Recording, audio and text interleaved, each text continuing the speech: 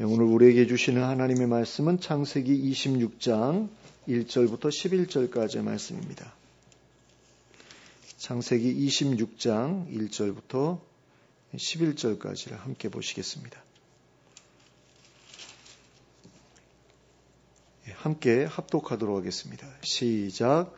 아브라함 때에 첫 흉년이 들었더니 그 땅에 또 흉년이 들매 이삭이 그랄로 가서 블레셋 왕 아비멜렉에게 이르렀더니 여호와께서 이삭에게 나타나 이르시되 애굽으로 내려가지 말고 내가 내게 지시하는 땅에 거주하라.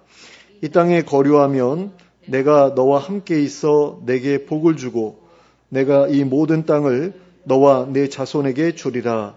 내가 내 아버지 아브라함에게 맹세한 것을 이루어 내 자손을 하늘의 별과 같이 번성하게 하며 이 모든 땅을 내 자손에게 주리니 내 자손으로 말미암아 천하 만민이 복을 받으리라.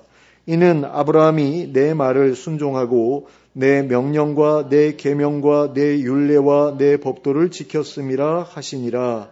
이삭이 그랄에 거주하였더니 그곳 사람들이 그의 아내에 대하여 물으매 그가 말하기를 그는 내 누이라 하였으니 리브가는 보기에 아리따움으로 그곳 백성이 리브가로 말미암아 자기를 죽일까 하여 그는 내 아내라 하기를 두려워함이었더라. 이삭이 거기 오래 거주하였더니 이삭이 그 아내 리브가를 껴안은 것을 블레셋 왕 아비멜렉이 창으로 내다본지라. 이에 아비멜렉이 이삭을 불러 이르되 그가 분명히 내 아내거늘 어찌 내 누이라 하였느냐. 이삭이 그에게 대답하되 내 생각에 그로 말미암아 내가 죽게 될까 두려워하였음이로라. 아비멜렉이 이르되 내가 어찌 우리에게 이렇게 행하였느냐. 백성 중 하나가 내 아내와 동침할 뻔하였도다. 내가 죄를 우리에게 입혔으리라. 아비멜렉이 이에 모든 백성에게 명하여 이르되 이 사람이나 그의 아내를 범하는 자는 죽이리라 하였더라. 아멘. 인생의 흉년이 다가올 때 사람들은 자기의 지혜를 의지해서 그 문제를 해결하려고 합니다. 어떻게 보면 이게 당연한 일일지도 모르겠습니다. 그런데 그러다가 더 곤란한 일을 만나는 경우가 적지 않지요. 예수 믿는 사람의 경우에도 마찬가지라고 생각됩니다. 아브라함의 경우에는 흉년을 피해 이집트로 갔다가 아내를 빼앗기는 일을 당했습니다. 그리고 나오미의 남편이자 룻의 시아버지였던 엘리멜렉의 경우에는 흉년을 피해 모압으로 갔다가 자신의 생명과 자기 두 아들의 생명을 잃어버렸습니다. 그러므로 인생의 흉년이 찾아올 때 우리는 자기의 지혜가 아니라 하나님의 지혜를 의지하도록 해야 합니다. 하나님께서 우리에게 어떻게 하기를 원하시는지 여쭈어 보아야 합니다. 오늘 우리가 함께 읽은 본문에는 이삭의 인생에 큰 흉년이 찾아왔던 일을 기록하고 있습니다. 이때 이삭은 살 길을 찾아서 어디론가 움직여야 했습니다. 그래서 이집트를 향해서 내려가기 시작했습니다. 그런데 이때에 하나님께서는 이삭에게 나타나셔서 애굽으로 내려가지 말고 이집트로 내려가지 말고 내가 내게 지시하는 땅에 거하라고 말씀하셨습니다. 그 땅에 거하고 있으면 하나님께서 아브라함에게 약속하셨던 모든 약속을 이루어 주시겠다고 말씀하셨습니다. 그러면 이 약속, 하나님께서 아브라함에게 약속하신 이 약속은 어떤 약속입니까? 3절에 기록되어 있는 것처럼 이 땅에 거류하면 내가 너와 함께 있어 내게 복을 주고 내가 이 모든 땅을 너와 내 자손에게 주리라고 하신 약속입니다. 그러면 이 약속은 어떤 방식으로 성취될까요? 4절에 기록된 것처럼 내 자손을 하늘의 별과 같이 번성하게 하며 이 모든 땅을 내 자손에게 주리니 내 자손으로 말미암아 천하 만민이 복을 받으리라는 말씀대로 성취됩니다. 그런데 여기에는 분명한 조건이 있었던 것을 볼 수 있습니다. 그것은 바로 하나님께서 거류해라, 머물러라 하신 곳에 머물러야 한다는 것이었습니다. 이 땅, 곧 가나안 땅에 거류해야 한다라는 것이었습니다. 그리하면 나도 이 약속을 지켜주겠다고 하셨습니다. 그리고 하나님께서는 5절에 기록된 것처럼 내가 이러한 축복을 아브라함에게 약속했던 것은 바로 아브라함이 내게 순종했기 때문이다 라고 말씀하셨습니다. 그리고 이 말씀은 내가 이 축복을 너에게 이루어 주기를 바란다면 너 역시 아브라함처럼 순종해야 한다라는 의미라고 할 수 있습니다. 그래서 이삭은 하나님의 말씀을 믿고 순종하여 그 땅에 머물렀습니다. 그러면 그 땅은 어떤 땅이었습니까? 바로 아비멜렉이 다스리고 있었던 그랄 땅이었습니다. 이 땅은 과거에 아브라함이 흉년을 만났을 때에도 찾아왔었던 땅이었습니다. 그런데 그곳은 가나안 지역의 경계 안에 있는 땅이었습니다. 그리고 언젠가는 아브라함의 후손, 이삭의 후손들에게 주어질 땅이기도 했습니다. 그러므로 아브라함이나 이삭이나 그랄로 이주해 왔던 것은 하나님 앞에서 아무 문제가 되지 않는 그런 일이었다고 볼 수 있습니다. 그러니까 이집트로 내려가는 것은 큰 문제가 되는 일이었습니다. 왜냐하면 약속의 땅 경계를 넘어가는 일이었기 때문에 하나님 허락 없이 거기까지 간 것은 잘못이었다라는 거죠.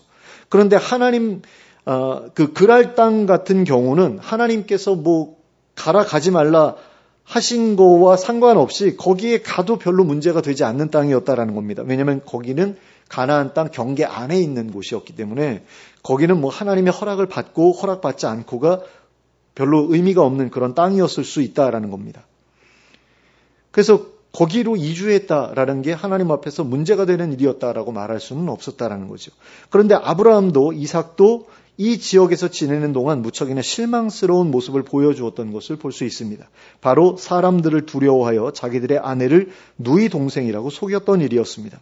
아브라함의 아내 사라도 그리고 이삭의 아내 리브가도 다들 출중한 외모를 가지고 있었습니다. 그래서 아브라함과 이삭은 자기들의 예쁜 아내로 인해서 누군가가 자기를 죽이려 들지도 모른다는 두려움을 가지고 있었습니다. 그래서 그들은 자신의 아내를 아내가 아니라 누이라고 속였습니다. 물론 사라는 실제로 아브라함의 이복 누이였습니다. 그리고 리브가는 이삭의 조카였습니다. 그런데 그 관계는 당시의 문화 속에서 누이라고 부르기도 했던 그런 관계였습니다.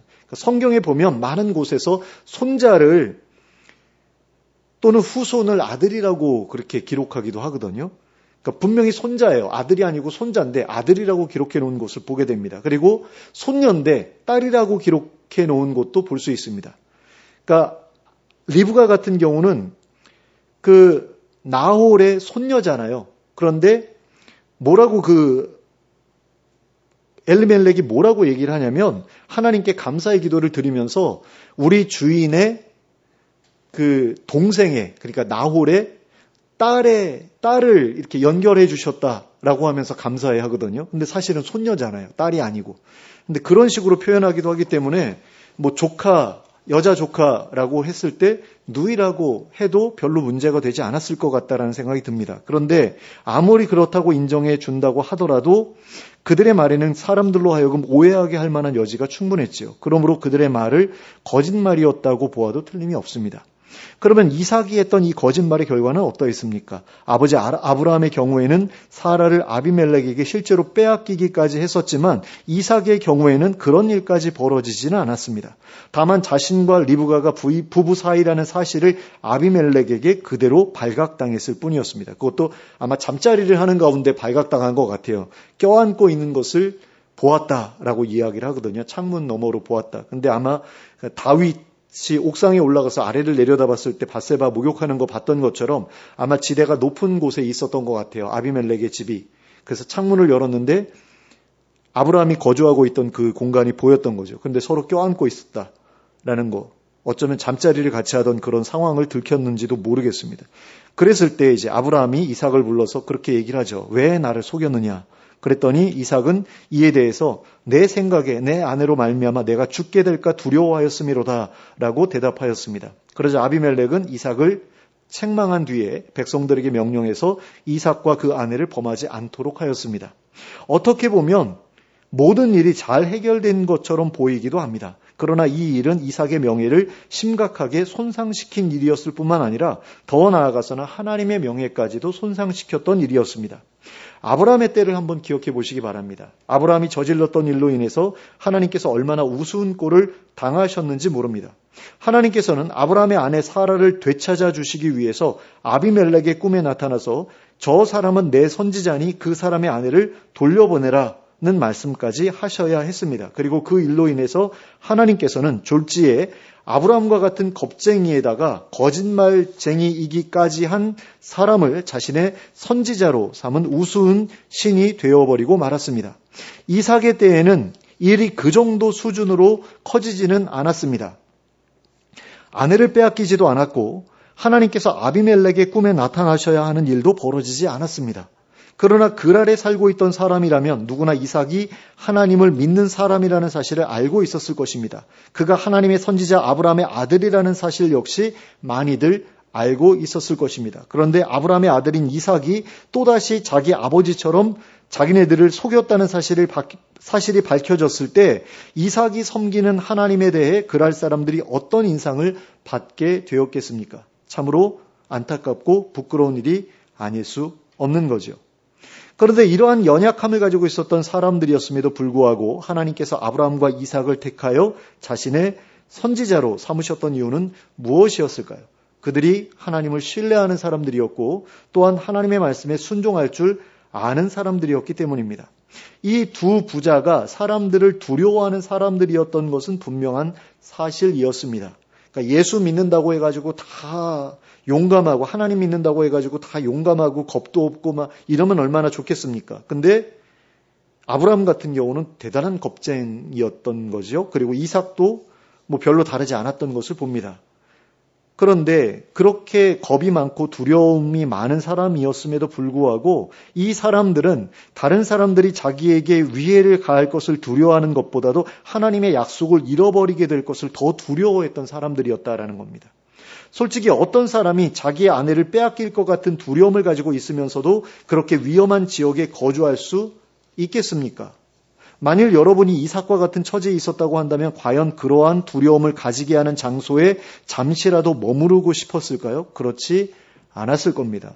만약에 제가 어느 지역에 하나님께서 가서 지내라라고 하셨을 때 그곳에 갔는데 잘못하면 아내를 뺏길 것 같아요. 그러면 거기 계속해서 머물고 싶을까요? 그렇지 않을 겁니다. 아예 거기에 가고 싶어 하지 않았을 거고 가지도 않았을 거예요. 근데 하나님께서 가라고 하셨기 때문에 지금 간 거거든요. 이삭이 그런 일을 한 겁니다. 하나님께서 이집트 내려가지 말고 가나안 땅에 머물러라. 근데 가나안 땅에서 자기네가 살아남기 위해서는 그랄 땅밖에는 거주할 데가 없는 거예요. 그런데 거기 보니까 자칫 잘못하면은 누군가가 나를 죽이고 내 아내를 뺏을지도 모르겠다는 생각이 드는 겁니다. 근데 거기에 옮겨가서 거기에 머물렀다라는 거죠. 그 겁 많은 이삭이. 왜 그럴 수 있었겠느냐라는 겁니다. 비록 그 지역에 거주하는 것에 대해 두려움을 가지고 있기는 했지만 하나님의 약속에 대한 분명한 믿음이 있었기 때문이었다라는 거죠. 그래서 그러한 두려움을 무릅쓰면서까지 그곳에 머물렀다라는 겁니다. 그렇지만 이삭은 사람들에 대한 두려움을 완벽하게 이겨내지는 못했습니다. 어쩌면 어릴 때 아버지의 손에 살해당할 뻔했던 기억이 그로 하여금 죽음에 대한 두려움에서 쉽게 벗어나지 못하도록 만들었을지도 모르겠습니다. 어쨌든 그는 사람들을 속이기로 결정했고 결국에는 그 거짓말이 드러나고 말았습니다. 다행스럽게도 아비멜렉이 다스리던 시대는 출애굽 시대보다는 공의가 살아있던 시대였습니다. 그래서 같은 가나안 땅이었음에도 불구하고 시대가 달랐기 때문에 그나마 이삭이 무사할 수 있었다라는 거죠. 아비멜렉의 보호를 받을 수 있었고 그랬다라는 겁니다. 그리고 이것은 전적으로 하나님의 섭리에 의한 것이었다라고 보여집니다. 이삭은 하나님의 말씀에 순종하기 위해 그랄로 들어가면서도 그 일을 마치 사지로 끌려가는 것처럼 생각했을 겁니다. 이삭이 누가 내 아내를 빼앗기 위해 나를 죽이면 어떻게 하지? 라는 생각을 가지고 있었음에도 불구하고 그 땅에 들어갔던 그 일은 마치 야곱이 내 형 에서가 날 죽이려고 하면 어떻게 하지? 라는 두려움을 가지고 있었음에도 불구하고 하나님께서 약속해 주신 땅을 얻기 위해 가나안으로 돌아왔던 일과도 같은 일이었습니다. 그러므로 그 일을 한다는 것은 이삭에게 무척이나 두려운 일이었을 것입니다. 한번 생각해 보세요. 같은 부류의 일이었다라는 거죠. 야곱이 바단 아람으로 갔죠. 거기서 14년 동안 거의 노예처럼 종살이를 했어요. 아내를 얻기 위해서. 그리고 나머지 또 6년간 또 재산 모으기 위해서 일했죠. 그래가지고 20년 동안 엄청난 재산을 모았단 말이에요. 근데 거기서 계속 살 수도 있잖아요. 근데 왜 돌아왔죠? 하나님께서 자기에게 약속해 주신 땅을 찾기 위해서 돌아온 거잖아요. 근데 그 땅으로 돌아가면서 이 사람이 가지고 있었던 그 마음은 어땠을까라고 했을 때, 형하고의 문제를 어떻게 풀어나가야 되나. 이 부분에 대해서 머리가 굉장히 복잡했을 거예요. 굉장한 두려움이 있었을 겁니다. 그리고 그 가나안 땅으로 접어들자마자 무슨 소식이 들립니까? 자기 형이 400명이나 되는 사람을 이끌고 온다라는 거예요. 그 400명. 그러니까 환영식을 거창하게 해주기 위해서 400명을 끌고 오지는 않았을 거예요. 죽여버리겠어라는 마음을 가지고 아마 400명을 끌고 왔을 텐데 그 이야기를 듣자마자 아마 바단 아람으로 다시 돌아가고 싶었을 겁니다. 그럼에도 불구하고 계속해서 오잖아요. 그 이유가 뭐냐라고 했을 때 하나님께서 약속해 주신 땅을 내가 차지해야 되겠다라는 그런 마음이 있었던 것이고 또 거기에 더해서 하나님께서 이 약속을 지키시기 위해서는 나를 살려주셔야만 하니까 살려주시겠지라는 그런 믿음 가지고서 온 거 아닙니까? 근데 이삭도 마찬가지였다라는 겁니다. 그래서 그런 두려움에도 불구하고 하나님의 뜻에 순종할 수 있었다라는 거죠. 그리고 이삭이 그렇게 하였을 때 하나님께서는 그의 모든 일이 형통하도록 인도해 주셨습니다. 이삭은 참으로 하기 어려운 순종을 했던 것이고 이를 인정해 주신 하나님께서는 그의 잘못을 사소한 실수로 치부하고 그 일을 덮어주셨습니다. 굉장히 모욕스러운 그런 일이었음에도 불구하고 하나님께서 그냥 넘어가 주셨다라는 거죠. 이삭은 하나님을 대표하는 사람이잖아요. 그 시대에 있어서 아브라함도 그랬고 이삭도 그랬고 하나님을 대표하는 사람이에요. 다른 불신자들이 볼 때 하나님을 섬기는 사람들이 별로 많지가 않잖아요. 그러니까 그 살렘이라는 땅, 그러니까 멜기세덱이 다스리고 있던 그 살렘 지역 사람들이나 하나님을 경외하는 사람들이었고 나머지는 하나님을 잘 모르던 그런 사람들이었다라는 거죠. 그리고 하나님을 섬기더라도 다른 신들과 함께 섬겼던 그런 혼합신앙에 젖어 있었던 그런 사람들인데 오로지 하나님만 섬기는 사람은 아브라함이나 이삭 같은 사람, 멜기세덱 같은 사람밖에 없었다라는 겁니다. 그러니까 다른 사람들이 볼 때 이 사람은, 이삭이라는 사람은 하나님을 대표하는 사람인 거예요. 그런데 그런 사람이 거짓말을 해가지고 하나님께 그 하나님의 명성에 누를 끼친 거죠. 하나님의 이름을 더럽힌 거죠. 그랬을 때 하나님 입장에서 야, 이거 그냥 둘 수 없어 라고 생각하실 수도 있는 거잖아요. 그러니까 이스라엘이라는 그런 나라가 계속해서 하나님 버리고 바알을 섬기고 아세라를 섬기고 그 다음에 하나님께서 내가 지켜줄 테니 가만히 있어라 그러는데 외국하고 계속해서 그 동맹을 맺어가지고 전쟁을 하려고 하고 그러다가 그 나라한테 오히려 동맹을 맺었던 그 나라한테 집어삼킴을 당하고 이런 일을 겪으면서 하나님께서 굉장히 분노하시잖아요. 근데 이삭이 지금 했던 일도 결코 가볍게 볼 수 없는 그 하나님께서 분노하실 만한 그런 일이었음에도 불구하고 하나님께서 넘어가 주셨다라는 거죠. 왜요?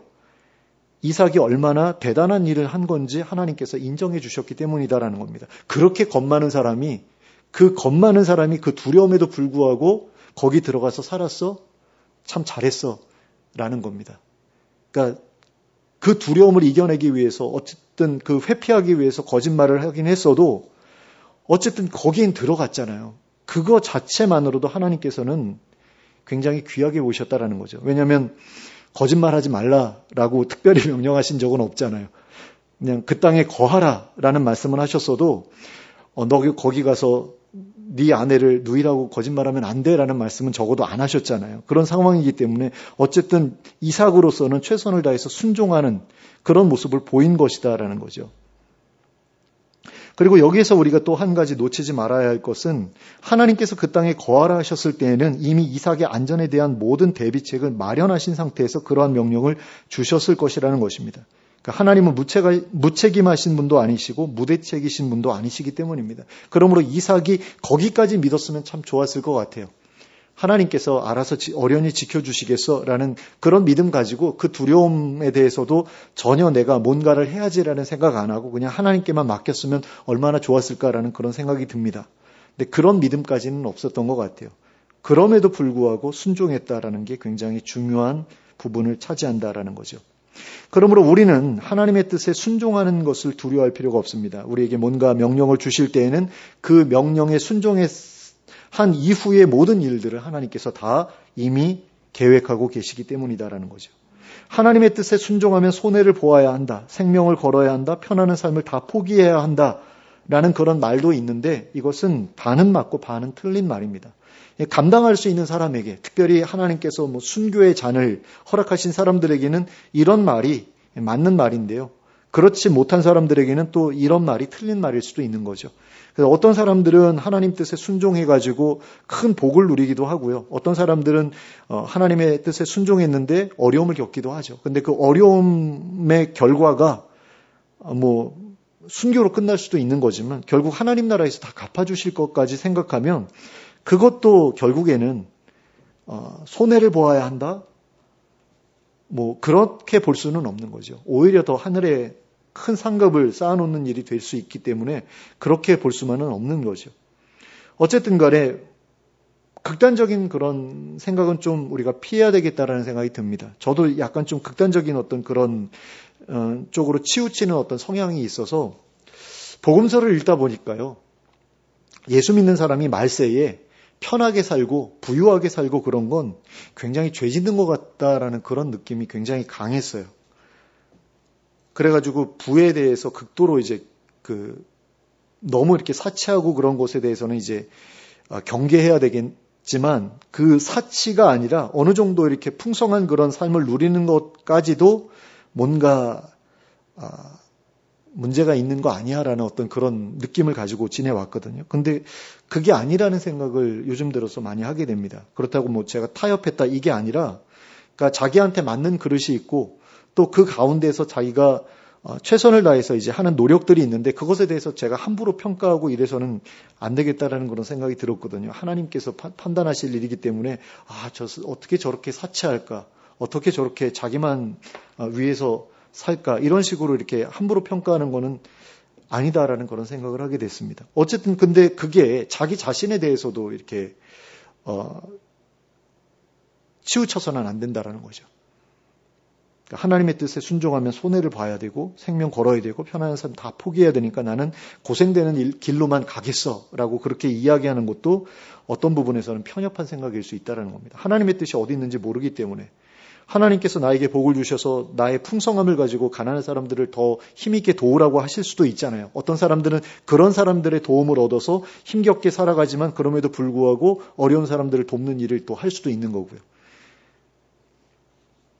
어쨌든 우리가 하나님께 순종하면 하나님께서는 그 이후에 모든 것을 책임져 주신다라는 거 이것만큼은 분명한 사실입니다. 그래서 순종하기까지가 어렵지 순종하고 난 다음에는 모든 게 하나님의 몫입니다. 그리고 우리가 신뢰하는 하나님께서는 당신의 일에 신실하신 분이십니다. 그러므로 인생의 흉년이 찾아왔을 때 하나님의 지혜를 구하는 우리가 될 수 있길 바랍니다. 그리고 하나님께서 명령하신 일에 두려움 없이 순종하는 우리가 될 수 있길 바랍니다. 그리하면 하나님께서 우리가 가야 할 방향을 일러주실 것입니다. 그리고 우리의 모든 필요를 책임져 주실 것입니다. 그리하여 흉년의 고통에서 건져 주실 것입니다. 그러므로 이러한 믿음을 가지고 두려움 없이 순종하는 가운데 하나님의 도우심을 힘입어 인생의 흉년을 넉넉하게 이겨내는 우리 모두가 될 수 있기를 예수 그리스도의 이름으로 축원합니다. 함께 기도하겠습니다. 사랑의 하나님 아버지, 우리가 인생을 살아가면서 하나님의 보호 가운데 흉년을 피하여 살아갈 수 있기를 간절히 원합니다. 그러나 하나님께서 정말 큰 복을 약속해 주셨던 아브라함이나 이삭조차도 이런 흉년을 인생 가운데서 완전히 피해내지는 못했던 것을 봅니다. 아브라함은 2번, 이삭은 우리가 확인할 수 있는 것만 한 번의 그런 흉년을, 커다란 흉년을 겪었는데 하나님 우리의 인생 가운데에도 이러한 흉년이 찾아올 수 있다는 사실을 우리가 기억하길 원합니다. 그리고 그런 흉년이 찾아왔을 때 내 마음대로, 내 멋대로 세상 사람들처럼 행동하지 않기를 원합니다. 하나님께서 기뻐하시는 그 방향을 온전히 분별할 수 있도록, 분간할 수 있도록 저희에게 지혜를 주시고 하나님께 기도함으로 성령의 인도함을 받아서 바른 방향으로 나아가는 저희들 되게 하여 주시길 원합니다. 그리고 그곳이 우리가 들어가기에 두려운 땅이라고 하더라도 그곳이 하나님께서 가라고 하신 곳이면 갈 수 있는 저희들 되기를 원합니다. 큰 두려움에도 불구하고 그 명령하신 대로 순종할 줄 아는 저희들 될 수 있길 원하고 그러한 순종에 대해서 하나님께서 어떻게 응답하시고 갚아주시는지를 우리가 몸소 경험함으로 하나님에 대한 신뢰가 더욱더 커지는 그런 계기를 맞이할 수 있게 되길 원합니다. 그리하여서 어떤 어려움에도 불구하고 계속해서 하나님의 말씀에 순종하기를 힘쓰는 가운데 인생의 커다란 흉년도 넉넉히 이겨낼 뿐만 아니라 우리 인생에 찾아오는 모든 어려움들로부터 구원을 얻는 저희 모두가 될 수 있도록 인도하여 주시옵소서. 예수 그리스도의 이름으로 기도하였습니다. 아멘.